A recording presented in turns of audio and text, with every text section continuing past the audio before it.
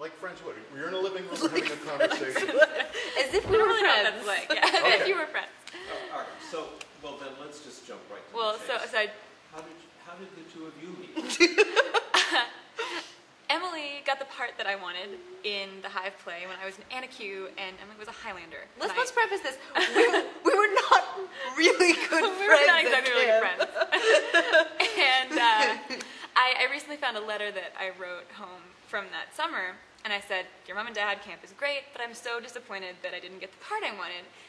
Emily Ma got it, and the really annoying thing is that she's actually pretty good. So I can't say that it should have been Alexis me." was a little bit of a goody two-shoes. All of her letters home are very introspective and very, I had an argument today with so-and-so.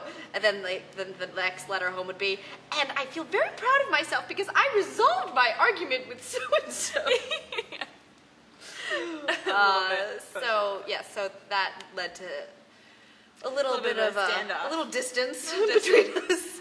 And we actually, our freshman year at college, went to the same school, and we were assigned to be roommates in a group of 5 girls in our freshman dorm. And And we they got had no idea that we knew each other. Right, and we got a sort of, the paper that says the housing assignments.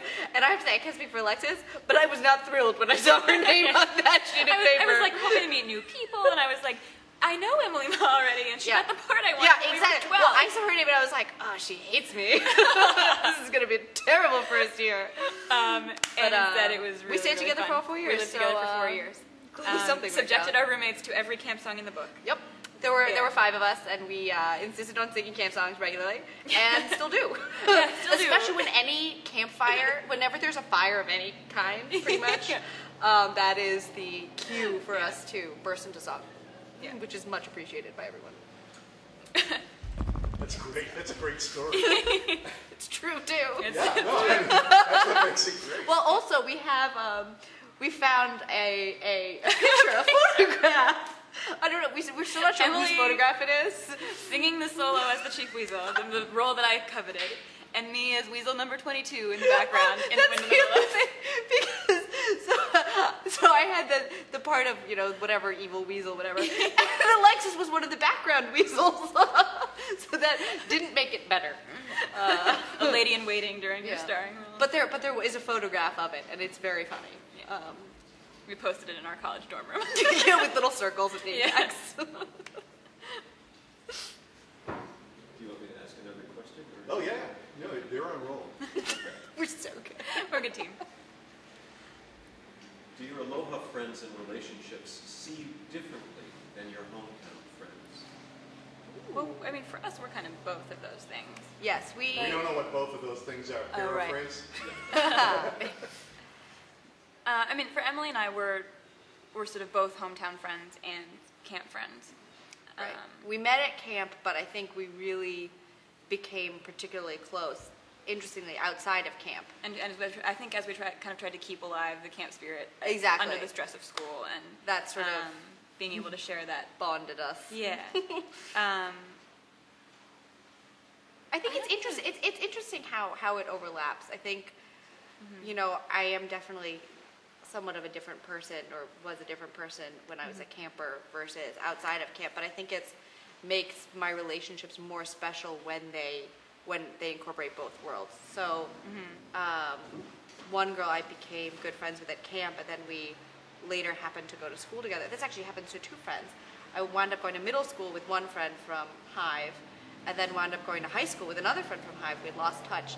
And it's sort of when you have both of those components, I think people get to know you both in the camp sense and then in the sort of, school, otherworldly sense, because I don't know, they're quite different. There's something so freeing and liberating about being at camp. And just the fact that, my camp friends, I've been hiking in the woods with them for days and days, and not showered, and the whole thing. Exactly. Just, They've smelled Yeah. every part of you.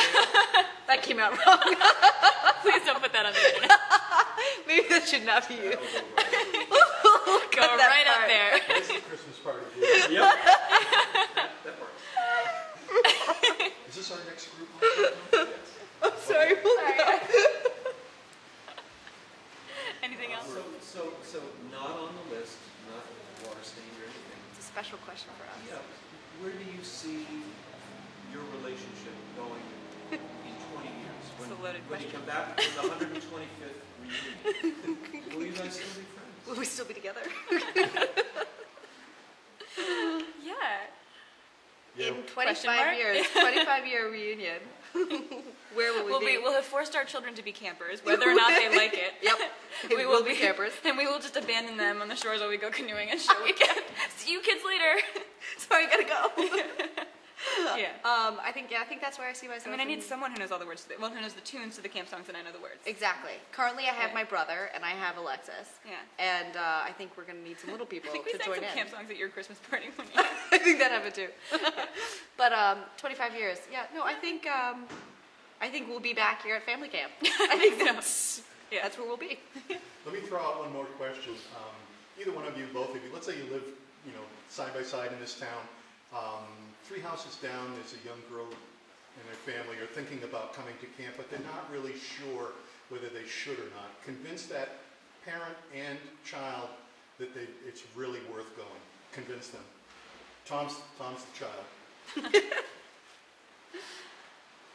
I mean, I think you have to make sure it's the right time to go to camp. You have to feel like this is the age for your kid to go. But I hit it at the exact right age, and it made it. I look forward to it every summer. I learned so much. I made amazing friends. I mean, I was so eager to come back this summer that I took a red eye from California to come for this weekend. I miss camp vividly. I think of it every day, every summer. And also for any young girl who's thinking about it or considering it, I think it's an opportunity to sort of take a break from whatever reality you're living in your life, and just to sort of have a chance to create whatever kind of world you want and be in a place that's safe, but where you still feel independent and like you're in charge and can be who you want to be and do what you want to do. And I think that's really important, especially for young girls. I think it's a great way to develop self-confidence and also just sort of explore different interests. You can do anything from I didn't really do a whole lot of archery, but I could have. I tried rock climbing for the first time, and I wouldn't have thought of myself as that kind of girl before I came to camp. And I mean, it's not something I do like every day, but this feeling that I could if I wanted to is something that camp. It's that's the feeling that camp gives you. I think that if you want to, I felt so powerful at camp, and that was something that Empowering you. That's different. That's the term.